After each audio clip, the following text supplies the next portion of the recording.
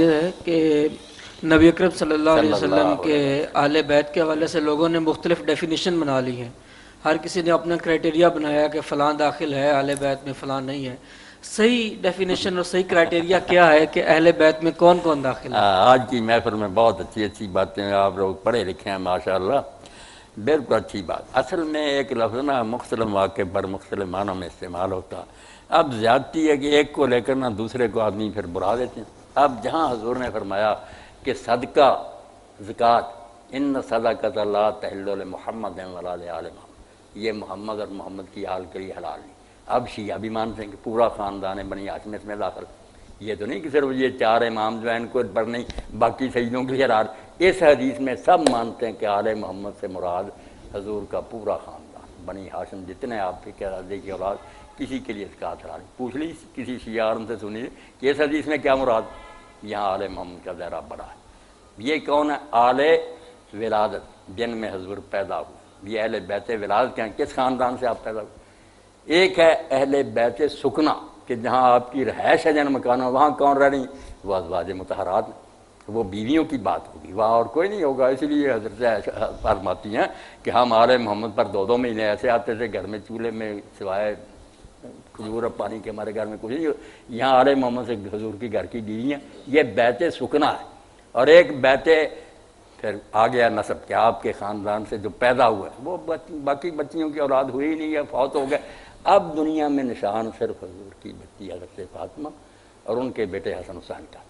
جو ولادت سے کہا ہے نا، بیت پیدائش جو آپ سے چلی ہے وہ حضرت ام کلثوم کا کوئی نہیں ہوا. حضرت رقیہ کا ایک بچہ ہوا، چھوٹی عمر میں فوت ہو گیا. اسی طرح علی جو تھے حضرت زینب کے، وہ بھی فوت ہو گئے. اولاد میں جو آپ ہے نا 3 ہو گئے. پھر اہل بیت سکنا کہ رہائش کے لحاظ کے جو وہاں آپ دیکھ لیں صورت حضاب میں ان کو ہی کہا گیا کہ نبی کے گھروں میں داخل نہ ہو اجازت کے بغیر، وہاں بیویاں رہتی. ایک ہے بیت جو جس سے خاندان میں آپ پیدا ہو، وہاں زکوٰۃ کے مسئلے میں سارے بنی ہاشم. اور جہاں عید کا ذکر چلے گا آپ کی اولاد کا، وہاں تو اب دنیا میں آپ کی یادگار ضرور حضرت سیدہ زہرا اور ان کی اولاد. یہ باتیں سب حدیثوں میں اگر آنکھیں کھول کر پڑھے نا پتہ چلتا جاتا کہ یہاں اس کی بات ہو رہی ہے. جو ضد کرتے ہیں وہ پھر منکر ہو جاتے ہیں. نسب، ولادت اور سکنا یہ الگ الگ رکھنے چاہیے. جو باقی 3 بیٹیاں نبی اکرم صلی اللہ علیہ وسلم کی، وہ خود تو اہل بیت میں ہیں یا وہ بھی نہیں؟ اہل بیت میں وہ خود تو ہوں گے نا. ان کی بھی اولاد اگر رہتی وہ سارے اسی طرح قابل علم مگر فوت ہو. حضرت عثمان رضی کا ایک بیٹا عبداللہ ہوا تھا، چھوٹی عمر میں فوت ہو. زینب کا علی اور اس کی بیٹی تھی امامہ سے تو پھر حضرت فاطمہ وصیت کر گئی تھی نا کہ میرے بعد میری بھانجی سے نکاح کر لینا. وہ بھی یا اس سے حضرت علی کا بیٹا، اور پھر وہ سلسلے نہیں چلے. سوائق المحرق کا ہے. اچھا جی. اس میں لکھا ہے احمد نے ابو سعید خدری سے بیان کیا ہے کہ یہ آیت پنجتن کے متعلق نازل ہوئی. جی جی. یعنی حضرت نبی کریم، حضرت علی، حضرت فاطمہ، حضرت حسن، حضرت حسین کے متعلق. اور ابن جریر نے اسے مرفوعاً ان الفاظ میں بیان کیا ہے کہ یہ آیت پنجتن پاک کے متعلق نازل ہوئی. طبرانی نے بھی ایسے بیان کیا اور مسلم نے بھی ایسا ہی کہا ہے. ذرا وضاحت کریں. ہاں بہت اچھی بات، اچھا کیا آپ نے. یہ سوائق المحرق کا آپ نے اٹھا لی. یہ ساری میری کھنگالی ہوئی ہیں، مسند احمد بھی میرے پاس ہے. دیکھیے ایک تو آپ نے خدری کا، یہ غلطی ہوئی آپ سے. یہ ہے حضرت ابو سعید خدری، پیش ہے اس پر. اور جو طبرانی کا، طبرانی بھی کوئی لفظ نہیں. تاریخ طبری بھی لوگ کہہ دیتے ہیں، تفسیر طبری بڑے بڑے پروفیسر دیکھیں غلط کہتے ہیں. تبری، توئے پر زبر، بے پر زبر، تبری پڑھنا چاہیے. اور یہ بھی تبرانی، صحیح لفظ تو یہ. باقی یہ روایتیں جو ہے نا میرے بھائی سب کھنگالی ہوئی ہیں. آپ اگر کسی وقت تشریف لائے ہیں، یہ جو ہے نا پروگرام یہ بحث و جدال کا نہیں کہ ہم بحثیں کریں. وہاں آپ کو دکھا دیں گے کہ یہ اس کے بیان کرنے والے ہیں، یہ ناقابل اعتماد ہیں. ابن جریر لکھے، مسند احمد لکھے، ترمذی لکھے، کسی سے یہ لکھنے سے ہی نہیں صحیح ہو جاتی. وہ اپنا ذمہ بری کر کے ساتھ ہی بھائی لکھتے ہیں کہ میں نے فلاں سے سنا، اس نے فلاں سے سنا. 5-7 آدمیوں کے نام ہے حضرت ابو سعید خدری تک. وہ دیکھ رہے ہیں کہ ہیں سچے معتبر ہیں، کتابیں بنی ہوئی، کھنگالے گئے ہیں.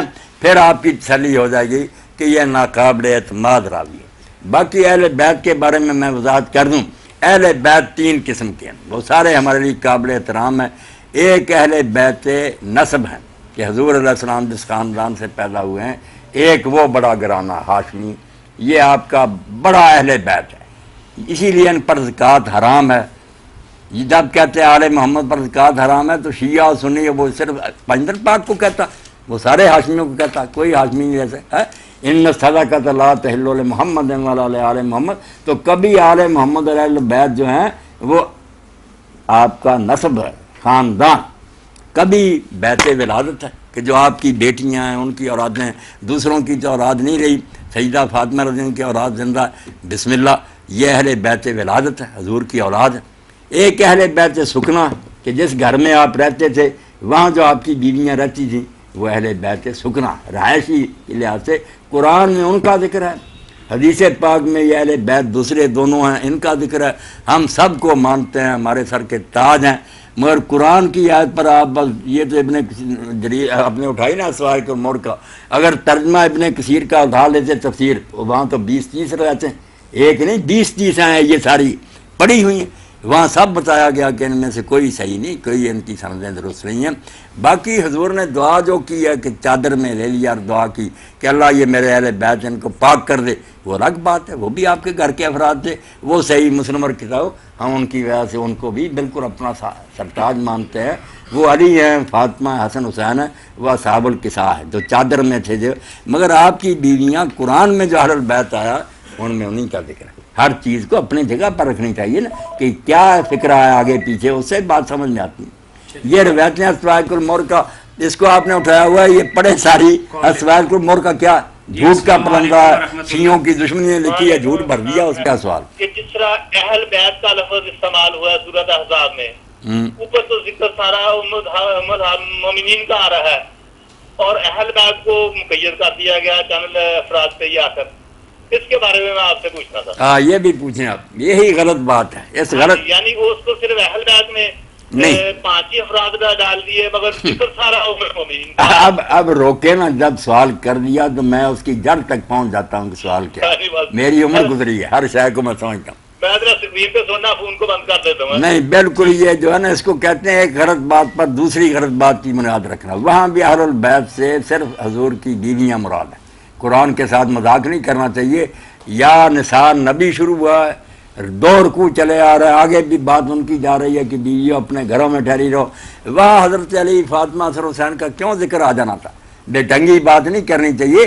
یہ اہل البیت میں ہے تو وہ دوسری حدیثیں اللہ کے رسول علیہ السلام نے فرمایا، یہ جو کہتے ہیں نا کہ آپ نے چادر میں لیا تھا اور حضرت ام سلمہ داخل ہونے لگی تو آپ نے آنے نہیں دیا، یہ نہیں کوئی صحیح مضمون۔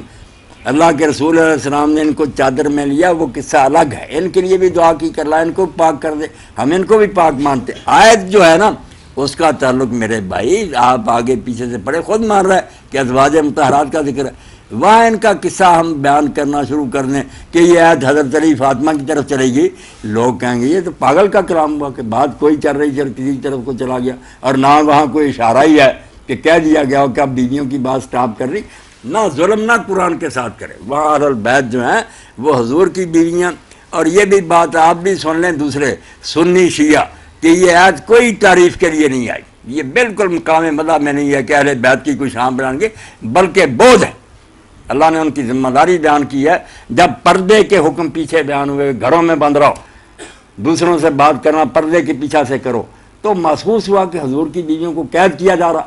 وہاں اللہ یہ فلسفہ بیان کرتا ہے جیسے سورۃ مائدہ میں میرے بھائی جب یہ حکم ہوا نا غسل کرو، وضو کرو، تیمم، وہاں بھی یہی لفظ ہے، سارے مسلمان یرید اللہ لیطہرکم، اللہ چاہتا ہے کہ تم کو پاک کرے، جو ان کے لیے نا بیویوں کے لیے یا آپ کے خیال میں اہل بیت کے، وہاں بھی وہی بات ہے۔ وضو مت کوئی سمجھے نا کہ سردیوں گرمی میں تنگ کر مارا وضو پر وضو، تو کہا نہیں اللہ اس طریقے سے تمہیں پاک صاف رکھنا چاہتا ہے۔ یہاں بھی پردے کے حکام کیا فلسفہ بیان ہوا، کوئی شان نہیں کہ اہل بیت اللہ کے رسول کے گھر والی سمجھنا نا کہ ہمیں بند کر دیا کہ گھروں میں بند رہو پردے سے، وہاں کہا انما یرید اللہ لیذھب عنکم الرجس اہل البیت، اے حضور کی گھر والیو اللہ اس طرح سے چاہتا ہے کہ تم پر کوئی الزام نہ لگے۔ الزام تم دنوں میں حضرت عائشہ پر لگایا تھا لوگوں نے، کہا سکینڈل نہ بنے، اس لیے یہ کوئی شان نہیں، کوئی مدح نہیں۔